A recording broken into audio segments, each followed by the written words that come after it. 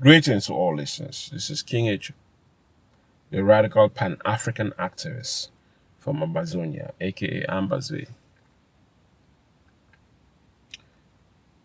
The discussion of today has to do with the G7. What is the G7? The G7 is a grouping of 7 advanced economies in the world. And these 7 nations, including the European Union, affects the global economy in many ways, especially in the continent of Africa.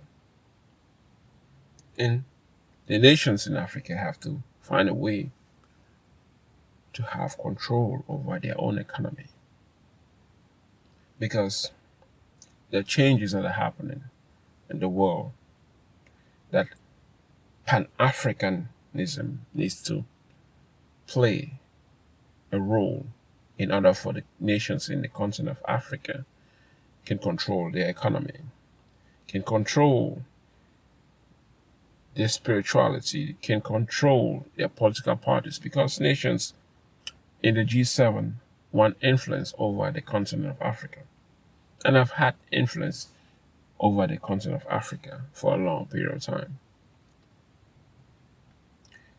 This G7, which makes nations like Canada, France, Germany, Italy, Japan, United Kingdom, and United States, and including the European Union, all except Japan protects the rights of the LGBT. And there have been some recent activities in Japan to make sure that the rights of LGBT in Japan are protected. But for some reason, the government of Japan is finding ways to maneuver through that without actually carrying that activity. And I hope they don't carry that activity as a Pan-Africanist. But Pope Francis, who is from Rome, the Roman Catholic religion, made a very vital statement that has to do with LGBTQ. And after he made that statement, he visited what country? He visited Congo DRC. Though he made some great messages in Congo DRC, after Congo DRC, he visited South Sudan and he made some great message. But the thing is, Africans, you don't see the connection of what the Roman Catholic faith is trying to do in the continent of Africa. It's trying to do in Congo. It's trying to do in South Sudan. You may think he's speaking against nations like the G7, nations like France, Canada, Germany, Italy, even Japan, United Kingdom, and United States, or the European Union. Nations that are exploiting the continent of Africa, exploiting Congo, exploiting nations of Africa and the people of Africa. No. But there is a spin behind his message, because before he went to Congo, before Pope Francis went to Congo and South Sudan, he made a statement about LGBTQ. Pope Francis criticized the laws that criminalize homosexuality as unjust, saying God loves all his children just as they are.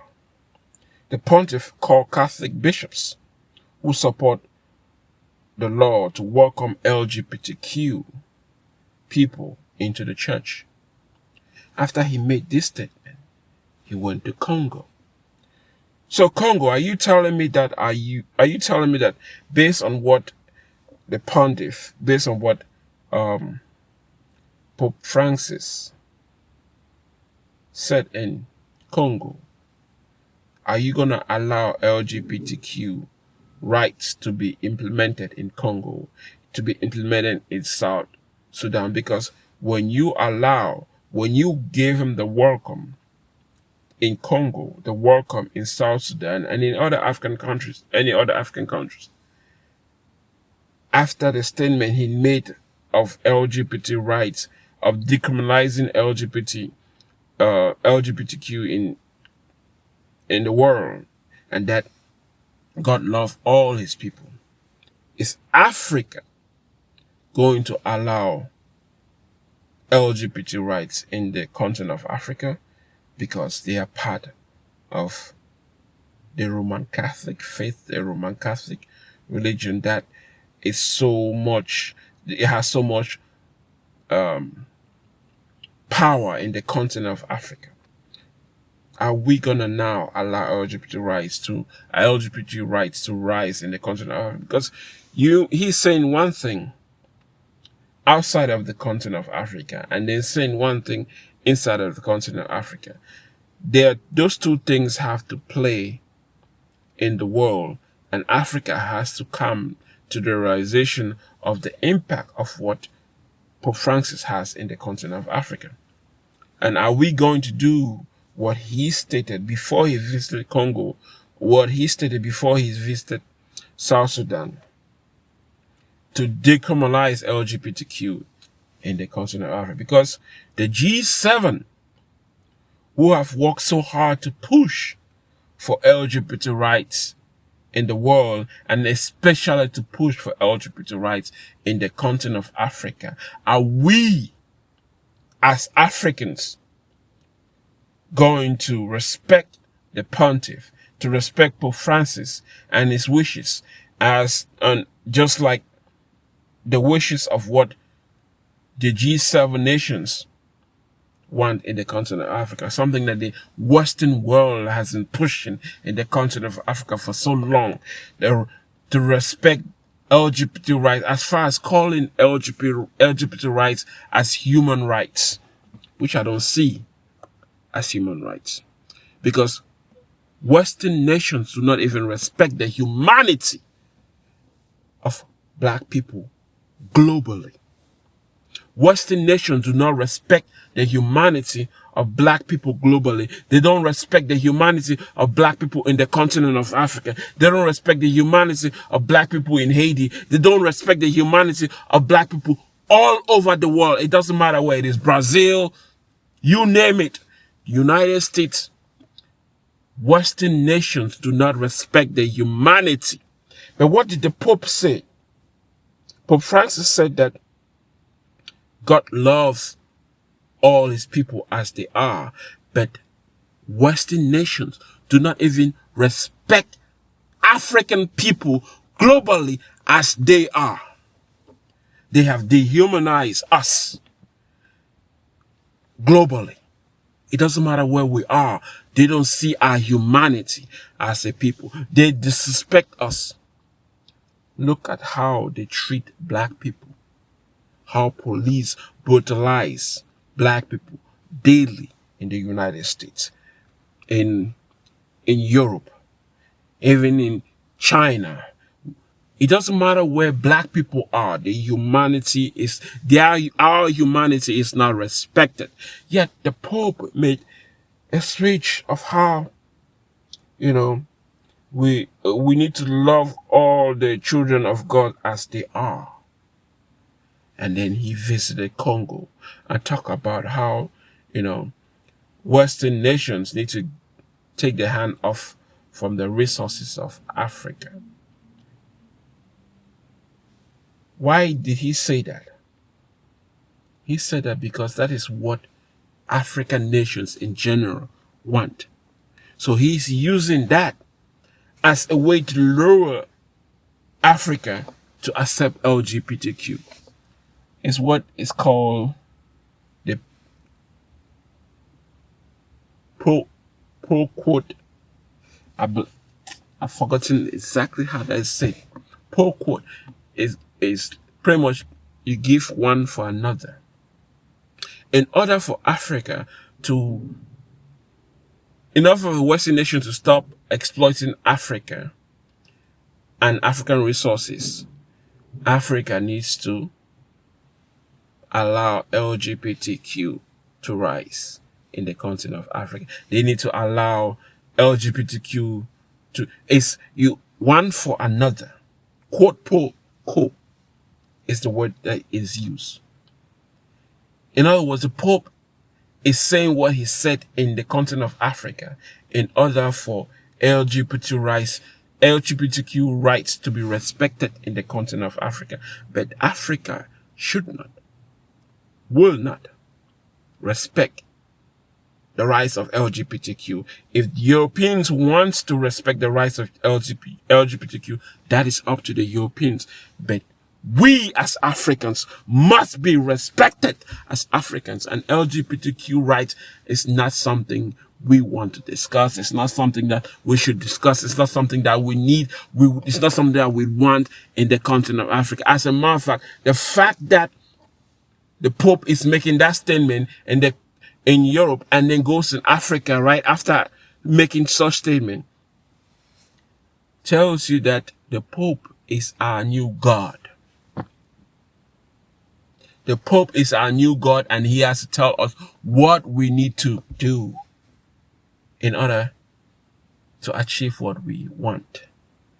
If Africa wants Western nation to leave the resources of Africa, to stop exploiting the resources of Africa, and to stop exploiting the people of Africa, the Pope is saying that we have to respect LGBTQ rights. But I'm saying it as an African, as a Pan-African, as a human being in this world, that we will not tolerate the rights of LGBTQ in the continent of Africa. Of course, you know, a country like South Africa, which is literally controlled by a white minority, promotes LGBT rights in South Africa. That is, we can tolerate that, but the rest of the countries in the continent of Africa does not want LGBT rights in our continent, in our nation. But Western nations are trying to force down using the Roman Catholic religion, using G7, using all types of ways to push down LGBTQ rights in the throat of African people. And if we don't see what they are trying to do, if we don't examine what they are trying to do using the Pope, using whatever system that they have created, we will be lost completely in this world. LGBTQ rights should remain in Western nation, and it should not be shoved down our throats as Africans. We don't want it. We don't need it. It's not a human right, because our human rights as black people globally is not respected by Western nation or by any other nation. It's not even respected in Asia. We as humans are not even respected in the world. So why should we tolerate, accept the nonsense that they're trying to shove down our throats? We shouldn't as Africans, and we should speak up as African against LGBTQ movement in the continent of Africa. We should speak up. We should stop their bullshit, their nonsense that they're trying to shove down our throat, and that's what we need to do. Because there's a huge battle to be fought in this world, Africans. There's a huge battle that is coming, and it's not battle of war, but battle of ideas. Ideas are being colonized, shoved down our throat to accept, but we will not accept because we know our humanity. We understand our humanity as Africans. And our humanity as Africans is different from Western nations. And they need to understand that. And they need to respect that.